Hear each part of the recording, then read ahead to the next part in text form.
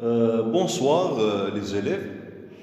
Première bac, sciences mathématiques, sciences expérimentales, sciences techniques, ça veut dire technologie, qu'elle soit mécanique ou bien électrique. Alors, la leçon d'aujourd'hui, c'est une leçon de chimie. Le titre est Réaction d'oxydoréduction. Bon, le plan de cette leçon est le suivant. On va tout d'abord définir ce que ça veut dire un oxydant et un réducteur. Puis on va définir le couple oxydoréduction. Et on va terminer par la définition d'une réaction d'oxydoréduction. Et en même temps, je vais donner des exemples des couples oxydes. Alors donc la première, ou bien le premier paragraphe, oxydant réducteur. Oxydant réducteur. Commençons par petit 1 oxydant. Alors par définition, un oxydant, c'est une espèce chimique qui peut être ion, molécule, ok, formule ou bien composé, qui a la capacité de fixer un électron ou bien plusieurs électrons. Okay. Je rappelle que pour les acides, pour les bases, on a dit que les bases, ce sont des espèces chimiques qui peuvent fixer un proton H+, ça veut dire un ion d'hydrogène. Tandis que l'oxydant, c'est une espèce chimique capable de faire quoi? De capter un électron ou bien plusieurs et de les fixer. Okay. Donc, oxydant est une espèce chimique ou bien est toute espèce chimique, toute espèce chimique capable ou bien qui a tendance de capter, capable de fixer un électron ou plusieurs. Alors comme exemple,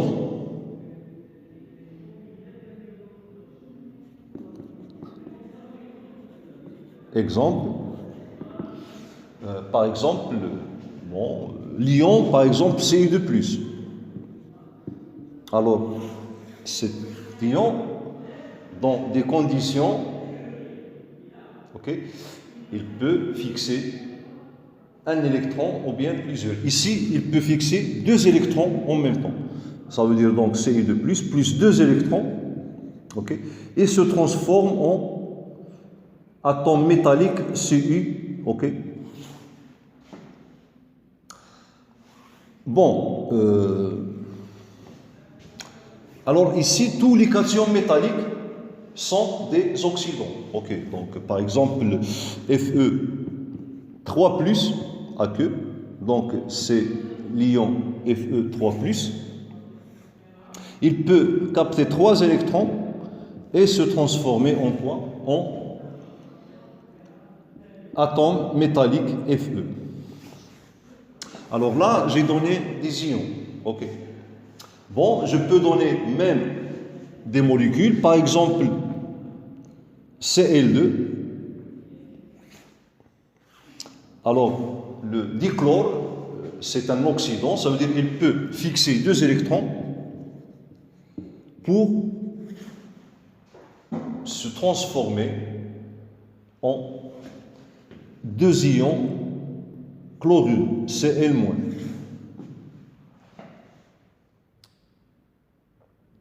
Ok?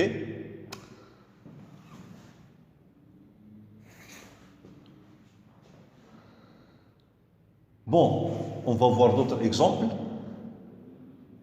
Alors, petit 2, réducteur.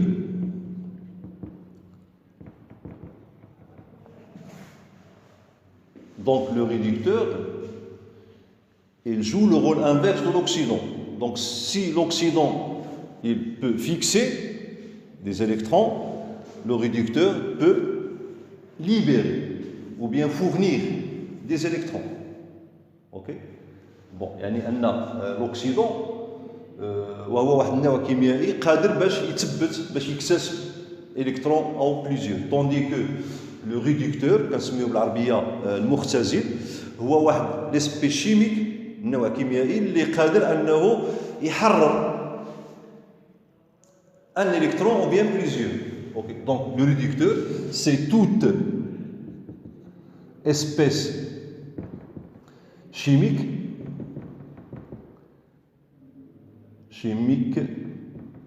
capable de fixer, de libérer ou bien de perdre, de libérer un ou plusieurs électrons.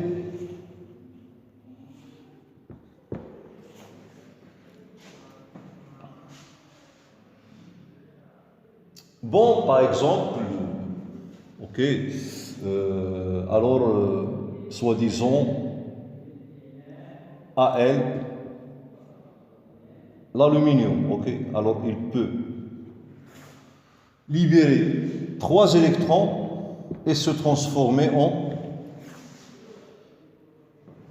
Al3+.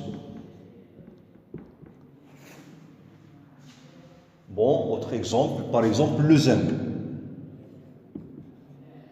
Donc il peut libérer 2 électrons et se transformer en ion du zinc Zn2+.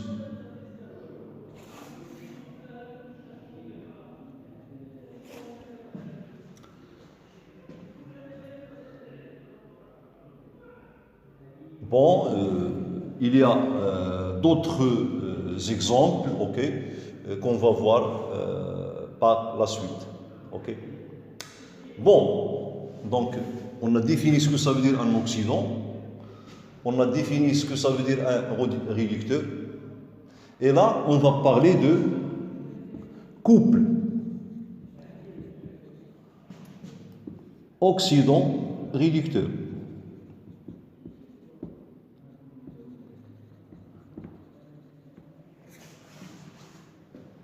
Ok? Alors, je peux partir de cet exemple-là. Donc, on a ici le cuivre joue le rôle de, l'ion de cuivre joue le rôle de l'oxydant. Ok? Mais dans d'autres circonstances, le cuivre peut à son tour perdre 2 électrons et se transformer en ion Ci2+. Ok? Ça veut dire quoi? Ça veut dire que Ci est un réducteur conjugué des ions Ci2+. Et en même temps, les ions Ci2+, sont des oxydants, sont des oxydants conjugués des atomes Ci. Alors là, je peux, par exemple, ici, représenter d'une façon générale, on a l'oxydant, il peut gagner plusieurs électrons, ça veut dire 1, 2, 3, et se transformer en un réducteur. Et là, donc, je peux écrire que le réducteur, peut se transformer en oxydant en perdant un ou plusieurs électrons. Ça veut dire ici couple ox-red, Alors, on a le réducteur,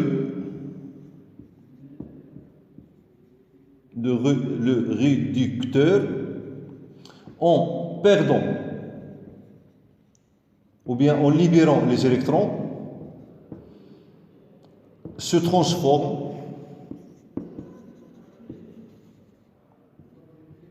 en son oxydant conjugué. Oxydant conjugués. Donc, selon cette équation-là, alors on a le réducteur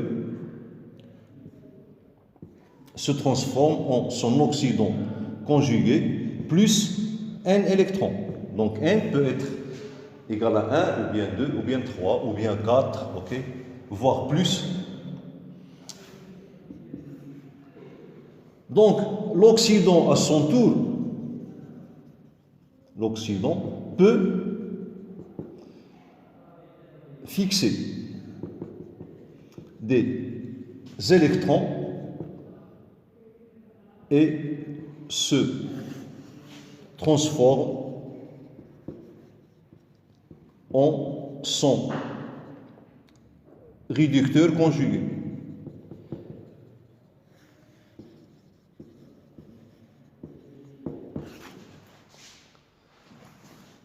Voilà, un sucre. Selon cette équation-là, alors l'oxydant plus, bon, des électrons, 1, 2, 3, etc., pour donner le réducteur.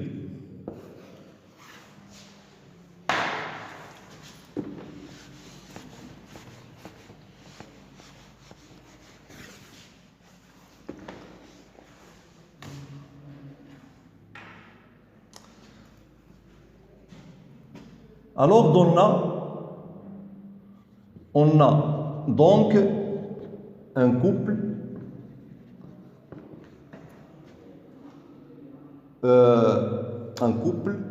constitué de l'oxydant et de son réducteur conjugué.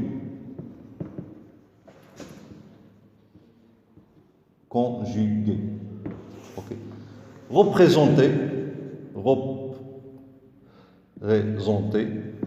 par la notation. Alors la notation, la voilà. Alors on a ox, toujours on commence par l'oxydant. Comme le cas des acides et des bases, le couple acide-base, on commence par l'acide, puis la base. Ici, on commence par l'oxydant et le réducteur. Okay. Et on peut donc représenter ou bien définir l'oxydant et son réducteur conjugué par une réaction chimique d'équation. Donc, ox plus N- donne Ré. Dans d'autres conditions, le réducteur peut à son tour donner l'oxydant et les électrons, 1, 2, 3, ça dépend. Donc, exemple des couples. Donc, on a par exemple le couple Al 3 plus Al. Alors là, donc,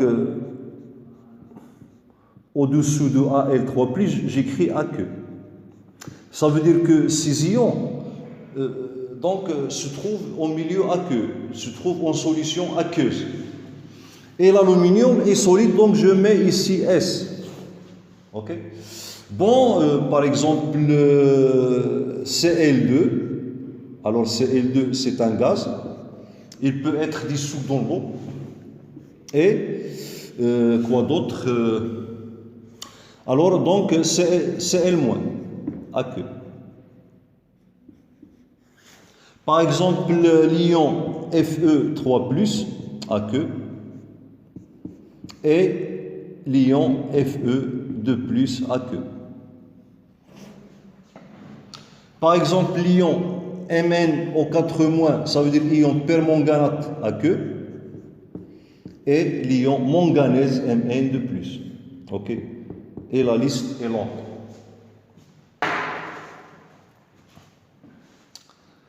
Bon, maintenant, je vais définir ce qu'on entend par réaction d'oxydoréduction.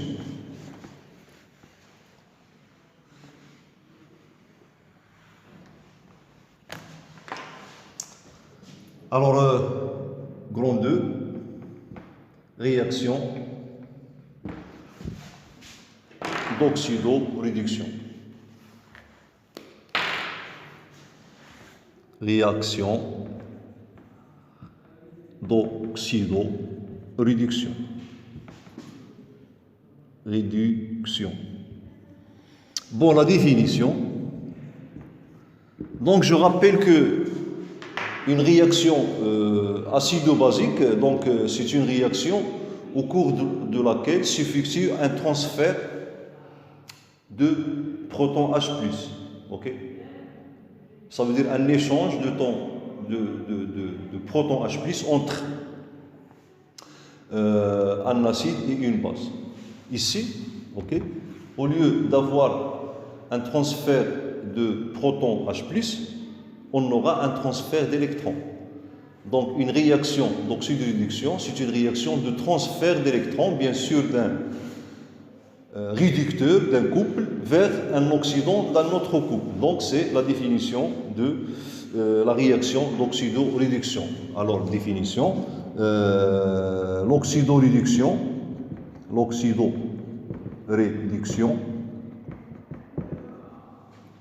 est un transfert d'électrons. Donc je peux ajouter d'un réducteur d'un couple vers un oxydant d'un autre couple.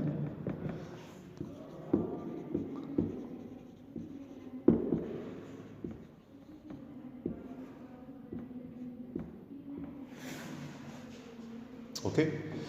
Donc, exemple.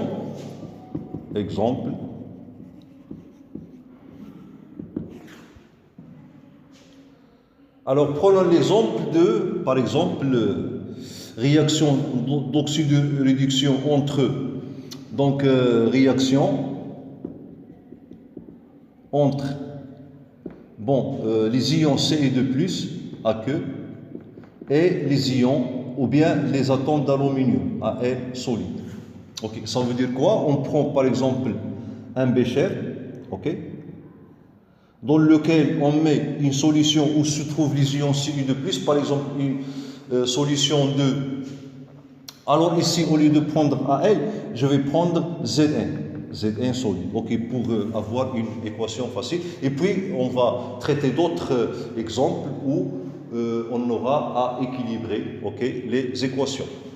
Alors donc ici on peut mettre une solution où se trouvent les ions Cu2+, par exemple une solution de sulfate de cuivre, donc Cu2+ aqueux plus SO4 aqueux. Alors dans cette solution, on émerge une plaque de zinc. Voilà. Donc, au fur et à mesure,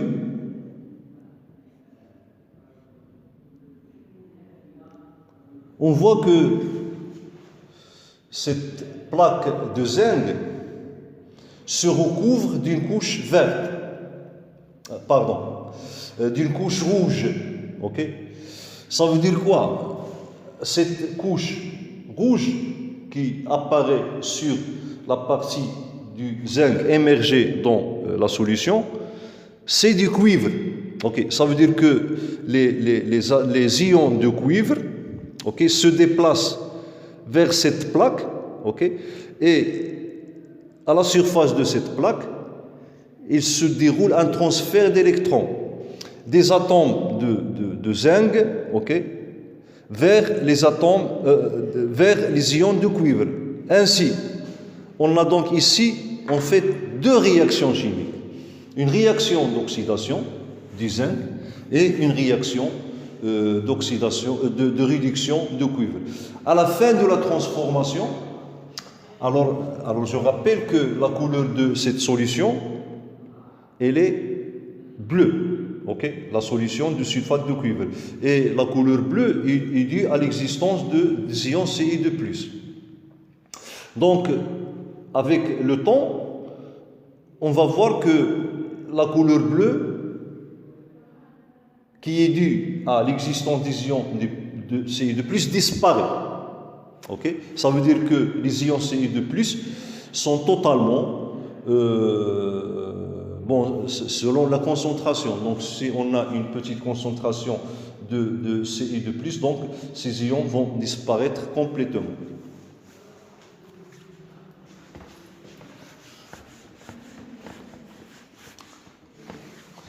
Donc, pour écrire l'équation globale de cette réaction, donc je vais commencer par écrire les demi-équations. Qu'est-ce qu'on entend par demi-équation? L'oxydation de zinc est représentée par une demi-équation. Et la réduction de Ci2+ est représentée par une demi-équation. Donc, voilà. Donc, réduction ou bien oxydation du zinc.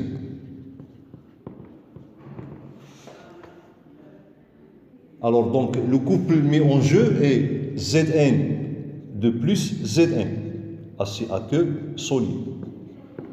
Alors là, donc, je vais écrire la demi-équation de l'oxydation du zinc. Alors, donc, on a le zinc solide, qui s'oxyde pour donner les ions Zn de plus, AQ, plus 2 électrons.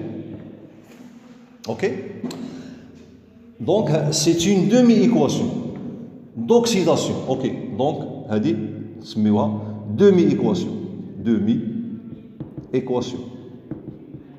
Pourquoi demi-équation? Parce que cette oxydation n'est possible que s'il y a la présence, d'un oxydant, qui est le cuivre. Ça veut dire que le zinc à lui seul reste intact.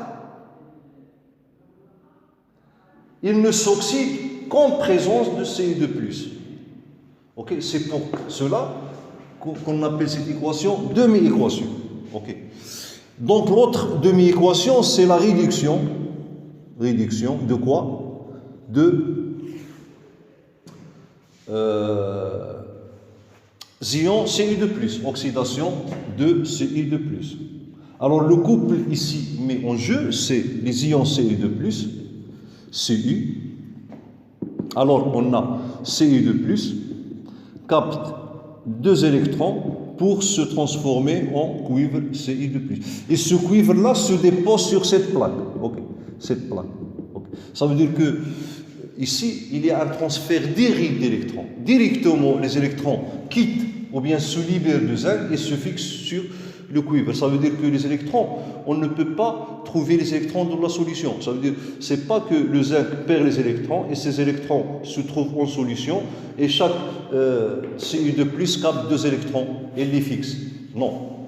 Les ions Ci2+ migrent vers le zinc, ça veut dire qu'ils hajrent la plaque de zinc et au niveau de la plaque, qu'il y a un transfert d'électrons et on parle d'un transfert direct des électrons.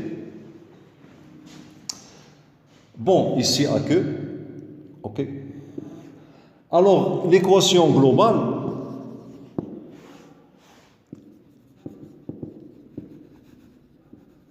est, bon, alors là, j'ai 2 électrons et là 2 électrons. Ça veut dire que chaque atome de zinc perd 2 électrons et chaque ion fixe 2 électrons. Alors, j'ai dit qu'on ne peut pas avoir les électrons de la solution.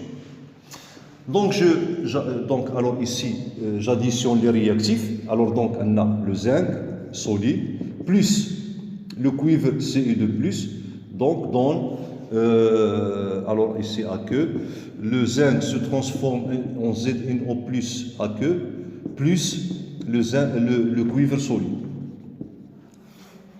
Alors, le zinc ici, il joue le rôle de réducteur.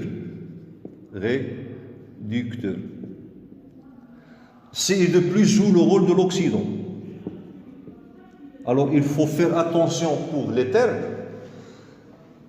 On a l'oxydation de zinc. Et le zinc, c'est le réducteur. Ça veut dire que la réduction affecte l'oxydant. Okay. La réduction, le sujet de la réduction, c'est l'oxydant, tandis que le sujet de l'oxydation, c'est le réducteur. Okay. Donc, c'est une oxydation. Le zinc, c'est un réducteur. C'est une réduction. Ci de plus est un oxydant. Ça veut dire que Ci de plus oxyde le zinc, tandis que le zinc réduit les ions Ci de plus. Okay. Donc, je vais donner un autre exemple et je vais m'arrêter. Alors, exemple 2. Alors, on a vu ici l'oxydation de zinc par Ci de plus, et maintenant on va voir l'oxydation de l'aluminium par Ci de plus. Okay. Donc, même expérience, on prend une solution où il y a les ions Ci de plus, et dans cette solution, on immerge une plaque d'aluminium. Alors, au fur et à mesure, la coloration bleue de la solution disparaît et apparaît une coloration blanche due à la présence des ions Al3+. Ça veut dire que les ions, l'aluminium donc se transforme en ion Al3+. Alors donc le couple met en jeu. Donc ici, je commence par écrire les deux demi-réactions. Alors on a Al3+, aqueux, Al solide. Donc la demi-équation de l'oxydation de l'aluminium est Al solide, ok, donc se transforme en Al3+, aqueux, plus 3 électrons. Bon, donc c'est une oxydation. Oxydation. Tandis que pour le couple Cu de plus aqueux, Cu solide, alors on a le cuivre Cu de plus, bon, capte 2 électrons pour se transformer en Cu solide. Là, c'est une réduction. Bon, équation globale. Équation globale de l'oxydoréduction. Équation globale de la réaction d'oxydoréduction. L'oxydoréduction. Alors donc, c'est pas la même chose. Ici, on a chaque atome de zinc perd 2 électrons. Chaque ion de cuivre gagne 2. Ici, non. Ici, l'aluminium perd 3 électrons, tandis que le cuivre gagne 2 électrons. Alors, pour écrire l'équation globale, alors, donc, j'avais dit qu'on ne peut pas trouver des électrons dans la solution.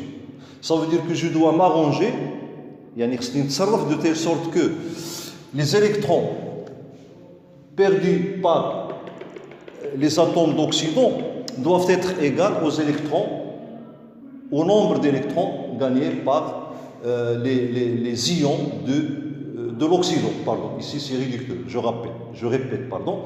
Je dois m'arranger pour que le nombre d'électrons perdus par les atomes du réducteur doivent être égal au nombre d'électrons gagnés par les ions de l'oxydant. Ok? Alors vous voyez ici que alors si j'ai ici 3 et j'ai 2, ok?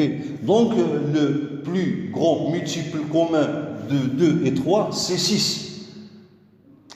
Donc, on doit avoir 3 atomes d'aluminium. Alors, ces 3 atomes d'aluminium vont, 2 atomes d'aluminium. Ces 2 atomes d'aluminium vont libérer 6 électrons. Okay, et ces 6 électrons vont être captés par 3 ions de... C'est pour cela que je multiplie ici par le coefficient stoichiométrique 3 et je multiplie ces demi-équations par le coefficient stoichiométrique 2. Pourquoi? Pour qu'à la fin, je puisse annuler les électrons. Okay, ici, directement, j'ai des électrons et des électrons. Donc, lorsque j'écris l'équation globale, j'ai ici 2 électrons et là, 2 électrons. Okay. Donc, il ne reste plus d'électrons.